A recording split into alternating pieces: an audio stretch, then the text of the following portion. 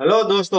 તો દોસ્તો, કેમ છો? આશા રાખું છું બધા મસ્ત હશો. તો દોસ્તો, આજના વિડીયોમાં આપણે જોઈશું B12 ની ઉણપ જે આપણા શરીરમાં થાય છે, તો એને પૂરી કરવા માટે શું માંસાહારી ખોરાક જ આપણે ખાઈ શકીએ છીએ? શું શાકાહારી ખોરાકમાં B12 નથી હોતો? અને જે લોકો શાકાહારી હોય છે અને એના શરીરમાં B12 ની ઉણપ થાય, એટલે એ લોકો ઈંડા અને માંસાહારી ખોરાક લેવા મળે છે. અને ઘણીવાર ડોક્ટર એવી પણ સલાહ આપે છે કે જે માંસાહારી ખોરાક છે એમાં જ B12 હોય છે. તો દોસ્તો, આ જે માન્યતા છે એ એક ખોટી માન્યતા છે. આ એક ભ્રમ છે. કેમ કે જે B12 છે એ માંસાહારી ખોરાકમાંથી નહીં, પરંતુ પ્રાણીજન્ય જે સ્ત્રોત છે એમાંથી મળે છે. તો જે ગાયનું દૂધ છે એ પ્રાણીજન્ય સ્ત્રોત કહેવાય. તો ગાયનું દૂધ પીવાથી પણ તમે B12 ની કમી પૂરી કરી શકો છો. તો શું એમાં આપણે ગાયને કાપવાની છે? દૂધમાંથી મળે જ છે. તો જે શાકાહારી લોકો છે એ દૂધ લઈ શકે છે. ગાયનું દૂધ છે, ભેંસનું દૂધ છે, બકરીનું દૂધ છે, આ બધા દૂધમાંથી પણ B12 મળી શકે છે. અને જે દૂધની બનાવટો હોય છે એમાંથી પણ B12 મળી શકે છે. તો જે શાકાહારી લોકો છે એને દૂધ અથવા તો દૂધની બનાવટો છે એ લેવી જોઈએ. તો એનાથી પણ એ B12 ની કમી પૂરી કરી શકે છે. તો દોસ્તો, હવે આપણે જોઈએ કે રિપોર્ટ કરાવ્યા વગર જ આપણને કઈ રીતે ખબર પડી જાય કે આપણા શરીરમાં B12 ની કમી છે. તો એના થોડાક સામાન્ય લક્ષણો જોવા મળે છે. જેમાં આપણે જોઈએ તો હાથ અને પગમાં ખાલી ચડવા મળે, કીડીઓ દોડતી હોય એવું મહેસૂસ થવા મળે, હાથ અને પગ ભારી થવા લાગે, અને હાથ અને પગમાં દુખાવો થવા મળે, અને આપણા શરીરને કમજોરી મહેસૂસ થવા મળે છે, થકાવટ જેવું લાગવા મળે છે.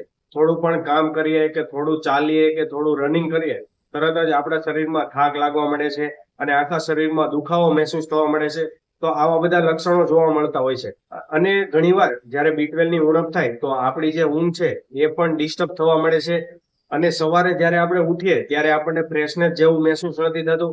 અને B12 ની ઉણપના લીધે ઘણીવાર ચામડીની સમસ્યા પણ જોવા મળતી હોય છે અને વાળની પણ સમસ્યા જોવા મળતી હોય છે. તો આવા બધા લક્ષણો જો તમારા શરીરમાં જોવા મળે તો તમારા શરીરમાં B12 ની ઉણપ હોઈ શકે છે. તો એકવાર તમારે B12 નો રિપોર્ટ કરાવી લેવો જોઈએ. અને દોસ્તો, તમને એક ડાઉટ હશે કે બી કોમ્પ્લેક્સ અને B12 માં શું ફરક હોય? તો બી કોમ્પ્લેક્સ જે છે એમાં vitamin B1, B3, B2, B5, B6, B12 આ બધા વિટામિન ભેગા થઈને બી કોમ્પ્લેક્સ વિટામિન એક સમૂહ છે.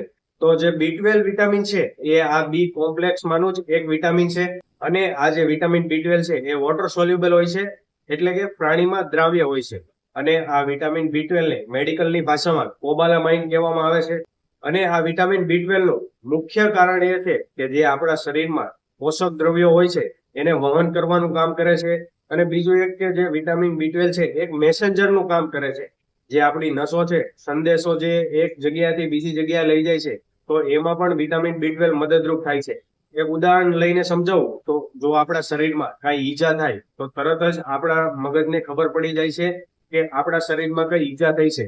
તો જે આ સંદેશો મગજ સુધી પહોંચે છે એને પહોંચાડવાનું કામ વિટામિન B12 કરે છે. અને બીજા ઘણા બધા કામ વિટામિન B12 આપણા શરીરમાં કરતું હોય છે.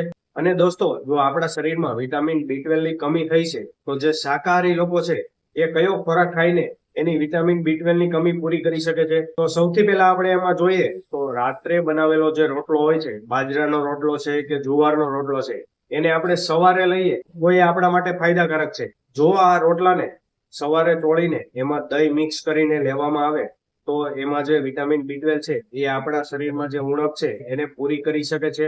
અને જે દહીં છે એમાં ગુડ બેક્ટેરિયા પણ હોય છે, એ આપણા શરીરની પાચન ક્રિયાને પણ મજબૂત બનાવે છે. અને આ ગુડ બેક્ટેરિયા આપણા શરીરમાં જે વિટામિન B12 ખોરાક દ્વારા આવે છે એને શોષણ કરવામાં પણ મદદરૂપ બને છે.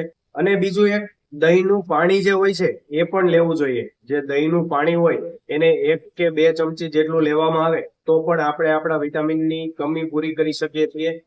કેમ કે જે દહીંનું પાણી છે એમાં વિટામિન B12 અને જે ગુડ બેક્ટેરિયા છે એ ભરપૂર માત્રામાં હોય છે. તો એનાથી પણ તમે B12 ની કમી પૂરી કરી શકો છો. અને આ જે દહીંનું પાણી છે એ 1 થી 2 ચમચી જેટલું લેવું જોઈએ. કેમ કે એની જે તાસીર છે એ ગરમ છે. તો જે ગરમીની સિઝન છે કે ઉનાળો છે એમાં તમારે આ દહીંનું જે પાણી છે એ લેવાનું અવોઇડ કરવું જોઈએ. અને બાકીના દિવસોમાં લઈ શકીએ છીએ. અને આ દહીંનું પાણી 1 થી 2 ચમચી એટલા માટે લેવાનું છે કે એ આપણા શરીરમાં મેડિસિનના રૂપમાં કામ કરે. તો એટલા માટે તમારે 1 થી 2 ચમચી લેવાનું છે, નહીં કે એને વધારે માત્રામાં લઈએ. વધારે માત્રામાં લેશો તો એની ગરમ તાસીરના લીધે એ તમારા શરીરમાં ગરમી પણ પેદા કરી શકે છે.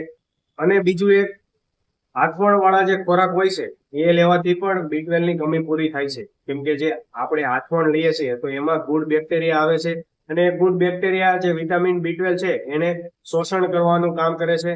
તો એ આથવણ વાળા ખોરાકમાં ઈડલી છે, હાંડવો છે, ઢોકળા છે, આ બધી વસ્તુઓ લેવી જોઈએ. અને ખાસ વાત, આજકાલ મહિલાઓ જે આથવણ લે છે એમાં સોડા મિક્સ કરે છે, પણ આ સોડા મિક્સ કરવાથી જે એમાં બેક્ટેરિયા હોય છે એ ઘણીવાર નાશ પામતા હોય છે. તો સોડા મિક્સ નહીં કરવો જોઈએ. અને બીજું એક છે કે બીટ ખાવું જોઈએ. બીટમાં પણ વિટામિન B12 હોય છે. બીટનું જ્યુસ બનાવીને લો કે બીટનું સલાડ બનાવીને ખાઓ તો પણ એ તમારા શરીરમાં વિટામિન B12 ની કમી પૂરી કરી શકે છે. અને દોસ્તો, શું વિટામિન B12 ની ઉણપ પૂરી કરવા માટે આપણે હોમિયોપેથિક દવા લેવી જોઈએ? તો દોસ્તો, હોમિયોપેથિક દવા પણ આ વિટામિન B12 ની કમી પૂરી કરવા માટે મદદરૂપ બને છે.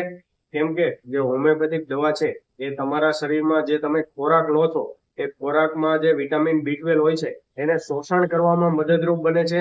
તો હોમિયોપેથિક દવાથી પણ તમે વિટામિન B12 ની કમી પૂરી કરી શકો છો.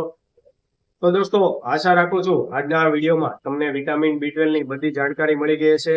અને વિડીયો સારો લાગ્યો હોય તો વિડીયોને લાઈક કરી દેજો, તમારા દોસ્તો સાથે શેર કરી દેજો. અને ચેનલ પર નવા હો તો ચેનલને સબસ્ક્રાઇબ કરી લેજો અને બેલ આઇકન દબાવવાનું ના ભૂલતા. આવી નવી નવી જાણકારી તમને આ ચેનલ ઉપર મળતી રહેશે.